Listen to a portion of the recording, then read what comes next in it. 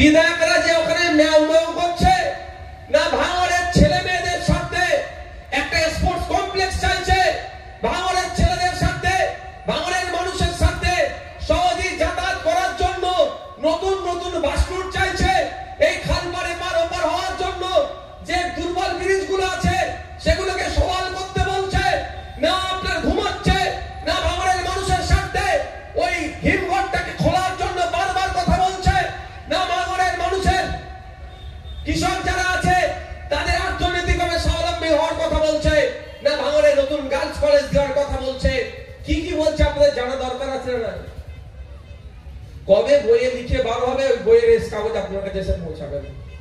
তো এই সুকৌশলে বিধানসভা টিভি দেয় না, তাই আমি আপনাদের বলবো ওই জন্যই আমাকে বিধানসভার মধ্যে, আমি ভাঙড়ের বিধায়ক তো, কিন্তু এখন আর ভাঙড়ে আমি সীমাবদ্ধ নয়।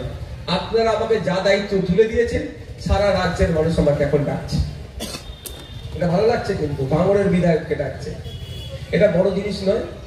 1952 সাল থেকে ভাঙড়ের এত চর্চা হয়নি এইভাবে।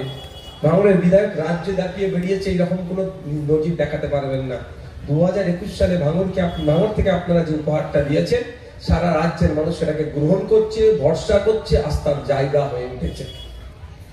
তাই বন্ধুগণ, আপনাদের আমি বারবার বলেছি, আবারও বলবো, জাত ধর্ম বর্ণ দেখে ভোট দিতে যাবেন না, এতে ক্ষতিগ্রস্ত আপনি আমার হবে। কেন উদাহরণ দেবো আপনাদের বুঝতে পারবে। 2014 সালের আগে কি বলেছিল? হিন্দু খাতরে মে হ্যায়। কে বলেছিল? নরেন্দ্র দামোদর দাস মোদী।